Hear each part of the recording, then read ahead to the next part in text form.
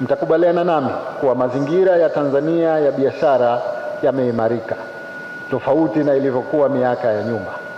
Kupitia utekelezaji wa Mkumbi, maboresho ya mazingira ya biashara na uwekezaji yamefanyika, ikiwemo kufanyika kwa mapitio ya sheria zaidi ya 94 na kufutwa au kupunguzwa kwa ada, tozo na kodi zaidi ya 628 zilizobainishwa kuwa ni kikwazo katika sekta ya viwanda, madini, kilimo, mifugo, uvuvi, maliasili na misitu. Vile vile mwingiliano wa majukumu ya baadhi ya taasisi umeondolewa ili kupunguza vikwazo kwa wafanyabiashara, na mifumo ya kielektroniki imeunganishwa kwa lengo la kurahisisha upatikanaji wa huduma. Ndugu washiriki, wageni waalikwa, mabibi na mabwana, kwa upande wa Zanzibar tumeendelea kushuhudia ukuaji wa sekta za kimkakati kama sekta ya utalii, uchumi wa bluu na huduma za kifedha ambazo zinachangiwa na mazingira bora ya biashara yanayozidi kuimarika. Mafanikio haya yamepatikana zaidi chini ya uongozi mahiri wa Mheshimiwa Dr. Samia Suluhu Hassan, Rais wa Jamhuri ya Muungano wa Tanzania, ambaye ameendelea kutoa miongozo na maelekezo mbalimbali kwa lengo la kuweka mazingira wezeshi ya uwekezaji na ufanyaji biashara hapa nchini. Aidha, mafanikio haya ni matokeo ya kazi kubwa iliyofanywa na serikali zote mbili pamoja na ushirikiano mzuri kati ya serikali na washirika wa maendeleo, hususan Umoja wa Ulaya. Rasimu hii imebainisha changamoto 59 ambazo kwa njia moja ama nyingine zinakwaza ufanyaji wa biashara katika Jamhuri ya Muungano wa Tanzania na kwa pande zote za muungano. Na kwa kuzingatia changamoto hizo, imependekeza maeneo 11 ya kufanyiwa kazi, na wameibua reform actions, kwa maana ya hatua za kuchukua 246.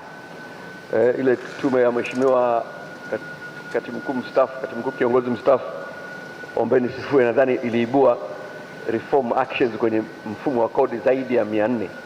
Sasa hawa wameibua 246. Hizo zimewekwa vizuri, na lengo kubwa Mheshimiwa Rais ni kuendelea kuimarisha mazingira ya biashara ili mambo mawili yatokee kwa uchache.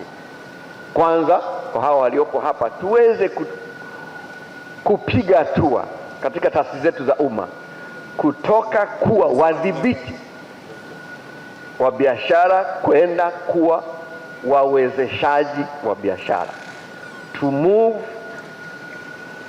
To move from formal compliance burden to being a facilitators of business. Hili ni lengo kubwa ambalo limeainishwa vizuri kwenye rasimu yetu, na hili linahitaji sio tu mabadiliko ya sheria Mheshimiwa Rais, linahitaji mabadiliko ya mitizamo ambayo ni kazi ngumu zaidi kuliko kubadilisha sheria. Mheshimiwa Dr. Ndumbaro ameeleza hapa kubadilisha sheria kule bungeni. Ukweli ni kwamba kwa maana ya mitazamo, mindset, hakuna sheria itakayotunga ikabadilisha mindset.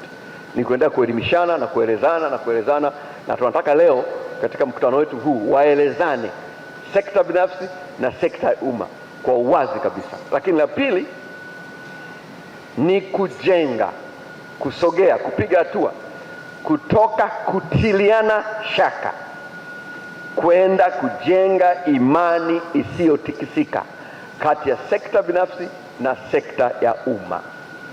Mheshimiwa Rais, bado kuna kunyosheana vidole. Sisi serikali tunasema wafanya biashara hawa wakwepa kodi na kadhalika na kadhalika na kadhalika na kadhalika, na wenyewe sekta binafsi wanatunyosha vidole kwamba hii serikali wanabana mazingira magumu. Kwa hiyo kuna kutiliana shaka miongoni mwa sisi wawili. Tunataka kupitia mkutano huu na kupitia mchakato huu tujenge imani kati ya maeneo haya mawili. Tulizingatia kwamba katika dira yetu tumekubaliana katika kama namna ya kubadilisha mtizamo, lazima tuanze kufanya kazi katika hali isiyo ya kawaida, business unusual approach. Na jambo la kwanza ambalo tumeainisha katika kulifanya hilo ambalo halihitaji uwekezaji wa fedha za kigeni, rahisi kabisa katika kubadilika, ni kuanza kuzingatia muda katika mambo yetu. Na tunakushukuru sana Mheshimiwa Rais kwa upande wako wewe, hilo wewe ulishaanza siku nyingi. Katika mimi engagement yangu na wewe, hili halijawahi kuwa tatizo. Hili tatizo letu si wengine katika kuzingatia muda. Kwa swala la punctuality ni eneo muhimu sana, na hili ni eneo kubwa katika kuzingatia hilo.